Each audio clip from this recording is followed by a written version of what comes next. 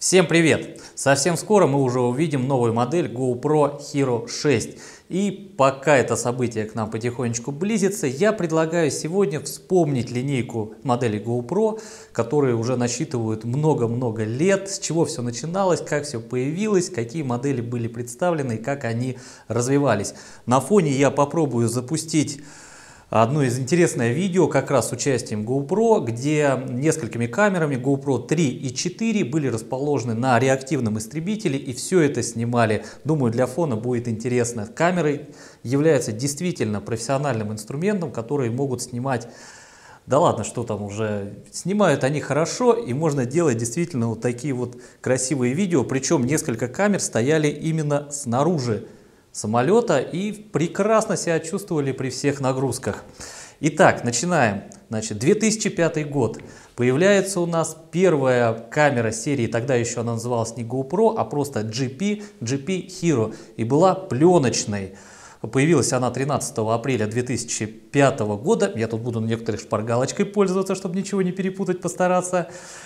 Камера была пленочная, представляете, и она больше позиционировалась, конечно, как фотокамера и целенаправленно была создана для того, чтобы снимать на серфинге, снимать в воде. То есть она могла погружаться на глубину до 5 метров, влагозащиту, и это была, так скажем, первая возможность вообще делать подобные кадры. Дальше, в 2006 году у нас уже появляется цифровая камера. Назвали ее уже GoPro, то есть не GP, а именно GoPro Digital Hero. Это была первая на тот момент цифровая камера своей серии и имела встроенную память 16 мегабайт, что давало возможность записать видео до 10 секунд. По сегодняшним меркам это, конечно, ни о чем, но тогда это был действительно прорыв, и действительно это было круто. Питалась камера тогда от обычных двух батареек, все было просто. Но вот это именно был вход GoPro уже со второй модели именно в цифровую сферу. На нее тогда ставок много не делалось, казалось, что цифра, как еще пленка и так далее. Но она нашла неожиданный отклик у потребителей. Дальше, 2007 год. GoPro представляет сразу две модели с небольшими отличиями. Это GoPro Digital Hero 3 и 5.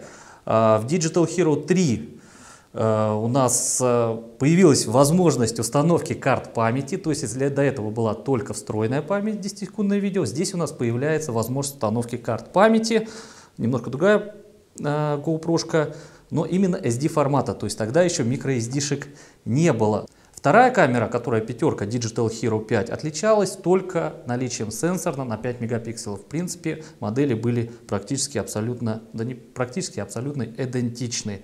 Но уже такое продвижение, плавное, но продвижение. 2008 год. GoPro Digital Hero Wide. Широкий угол обзора, то есть у нас появляется уже привычный сегодня широкий угол обзора, который дает не только возможность попадание картинки широкоформатное, весь экран, то есть все видно. Но она создавалась еще с точки зрения создания эффекта присутствия, потому что именно широкий угол, да, он имеет небольшое искажение, рыбий глаз, но я не считаю это проблемой. Гораздо более важно, что он создает именно тот самый эффект присутствия, к которому мы сегодня уже привыкли, но в 2008 году это было действительно необычно.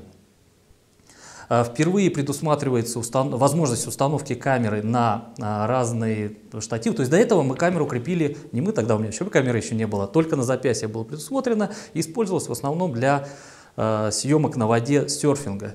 Дальше мы получаем возможность в 2008 году крепить камеру на машины, мотоциклы. То есть появляется вот это уже, опять же, привычная сегодня огромная линейка аксессуаров. Дальше, 2010 год, выходит тоже прорывная, так скажем, на тот момент GoPro Hero 360, то есть улучшается качество видео. Теперь она может снимать уже и в 720p, и в 960p. Изменилось то, что убрали окошко видеоискателя, до этого оно было в экшн-камере. И ушли от пальчиковых батарей в пользу уже своих аккумуляторов, что продлило возможность более долгий период работы камеры, так как энергии уже требовалось больше, и пальчиковыми аккумуляторами уже было не обойтись. В 2011 году, в январе, GoPro представляет, и у меня есть такая камера, GoPro Hero HD. Здесь появляются новые возможности. Во-первых, камера получила возможность съемки в 1080, пока еще только в 30 кадров, а также возможность подключения аксессуаров. Например, у такого дисплея. Также можно было сюда ставить аккумуляторный блок, и, по-моему, еще был блок Wi-Fi. То есть еще на тот момент еще Wi-Fi встроенного не было. Но функционал камеры уже существенно расширился. Дальше. В этом же году, в октябре 2011 года, камера GoPro представляет уже обновленную версию GoPro Hero 2.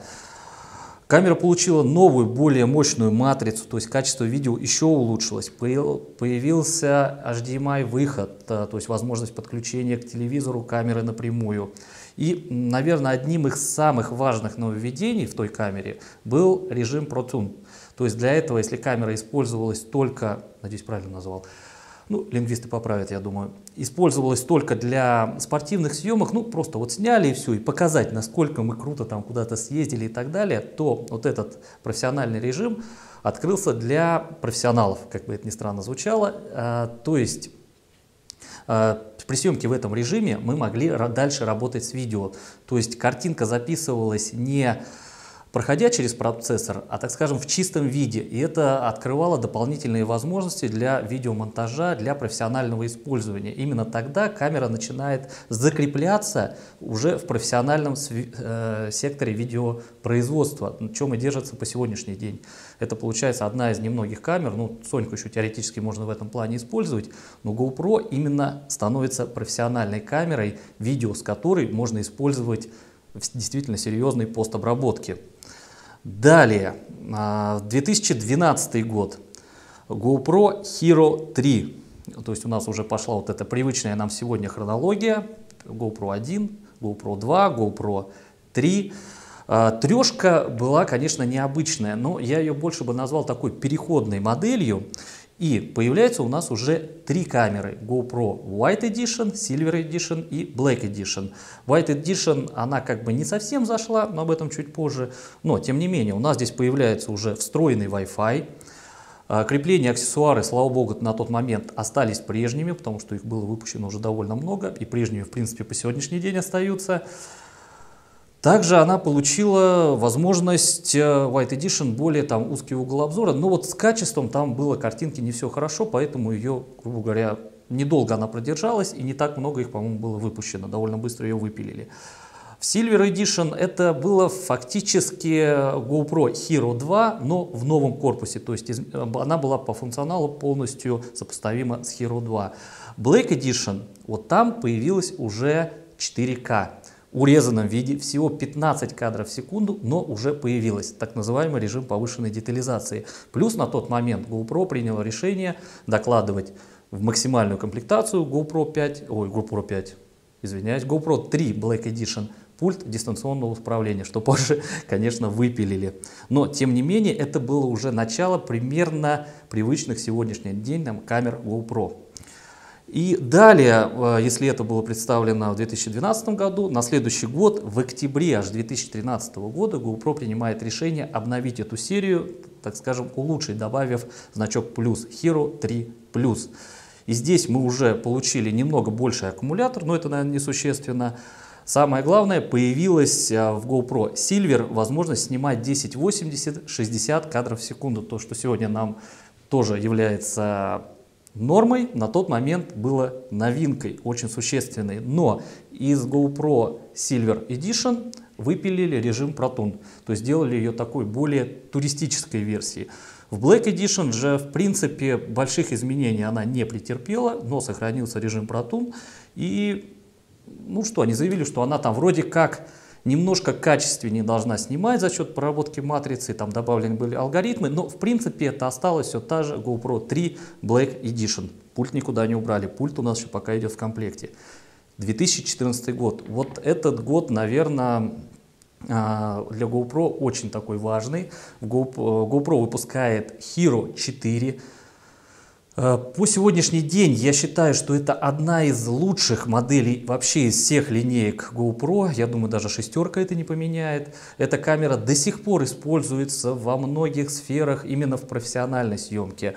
Вот здесь на самолете также установлены смешано здесь и GoPro 3, и GoPro 4 и дают прекрасную картинку. По сегодняшний день люди пользуются четверкой и даже не планируют переходить пока на новые версии, так как картинку она выдает действительно хорошую, готовую для постобработки в профессиональной монтажке. В Silver Edition у нас появляется дисплей, что дает дополнительное удобство с GoPro Silver Edition. Четверка я прокатился на мотоцикле по Европе, и мне камера понравилась. Она даже немножко намокла, все выдержала, все молодец, все хорошо. Параллельно GoPro решает попробовать себя в бюджетном секторе. Она выпускает GoPro Hero 2014. Из камеры убирают Wi-Fi, несъемный аккумулятор, не вытаскивается из аквабокса, но аккумулятор повышенной мощности, что дает возможность снимать примерно 2,5 часа непрерывной съемки. Ну, даже этот показатель был чуть больше, но 2,5 часа вы получали гарантированно, и это было довольно неплохо. В Black Edition у нас появляется, если можно так сказать, полноценный 4К, когда мы можем снимать уже в 30 кадров в секунду. Здорово. Ну, действительно, легендарная модель, действительно, это все было такой переломный момент у GoPro. Четверка классная. Чуть позже, в мае 2015 года, они решают обновить свою камеру бюджетного сектора GoPro Hero, добавив плюсик и поместив туда Wi-Fi. Все-таки в камере не было дисплея, и без Wi-Fi это было немножечко, наверное, неудобно.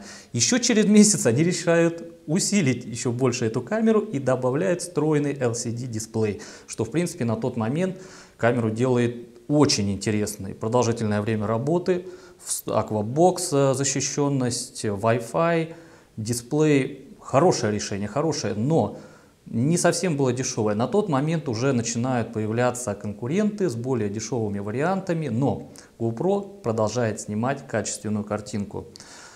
Чуть позже, в июле 2015 года, еще через месяц после вот этого обновления бюджетной своей сферы, появляется новая для GoPro форм-фактора камера GoPro Session. Session 4 она на тот момент, по-моему, называлась. Сначала Session, потом, когда вышла пятерка, стала просто называться Session 4. Но, тем не менее, было интересно. Она также работала дольше, хоть аккумулятор был не сменный. Она имела влагозащиту, то есть не требовала никаких аквабоксов, ничего. С ней можно было купаться под водой. Быстрый запуск, управление всего одной кнопкой. Одна функциональная кнопка записи.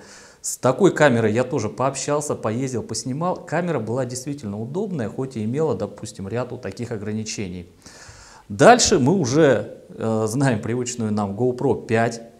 Камера вышла спорная, не все ее приняли, но вот сейчас я пользуюсь, да, этой камерой уже сколько, ну, целый год я ей пользуюсь, наверное. Ой, да, наверное, год уже, да, наверное, в октябре будет год, как я пользуюсь этой камерой. И на самом деле камера мне все больше и больше нравится. Они поправили много вещей прошивками. У нее сейчас улучшился микрофон в стереорежиме. Камера защищенная. После последней поездки с UI 4K+, мне еще больше эта камера стала нравиться, так как имеет действительно вот эту защиту. Дисплей. Сенсор можно было бы, конечно, сделать лучше, UI это доказали, но, опять же, я так понимаю, это не сделали, потому что все-таки здесь была сделана ставка на защиту. То есть, если мы уменьшаем защиту, дисплей был бы лучше, но потеряли бы в защите. Не знаю, что лучше, для разных сфер лучше. Для разных сфер нужно разное. В принципе, если бы у GoPro вышла действительно камера для профессионального сектора, более защищенная, и камера для более, так скажем, простых съемок, туристических, было бы, вот, наверное, интересно. Но с GoPro 6, я думаю, мы увидим именно обновленную GoPro 5. В принципе, ее можно было бы назвать не GoPro 6, а GoPro 5 Plus. А вдруг так и будет, кстати. Нет, скорее всего, будет 6. Будет также Session новая и будет у нас 60 кадров 4К, скорее всего. Но, может быть, возможно, GoPro, конечно, чем-то удивит. Подождем, посмотрим, увидим, будет интересно. Если все пойдет по плану, теоретически через пару дней мы должны все это увидеть. Вот такая линейка, компактная совсем краешком история моделей GoPro. Во-первых, что от себя хочу добавить. GoPro дала нам вообще дверь, так скажем, в мир экшн-камер, в мир компактной съемки, в мир уникальных ракурсов. То, что до GoPro все-таки мы пользовались либо обычными камерами, были у некоторых производителей попытки, но я бы не сказал их совсем удачными. Посмотрим, что будет с компанией дальше. Я желаю ей на самом деле успехов. И на GoPro такая камера, с которой нужно время. То есть сначала вы ее когда берете, кажется, что ну вот это что-то не так работает, вот это плохо. Но со временем, с ростом своей, так скажем, своего опыта в видеомонтаже и в съемке, вы большая часть функций ее начинаете понимать, зачем это было сделано. И это мне на самом деле больше нравится, чем разочаровываться в камере. Вот такие модели GoPro, вот такая история с 2005 по 2017 год. Ждем обновленную шестерочку. Всем удачи, всем пока.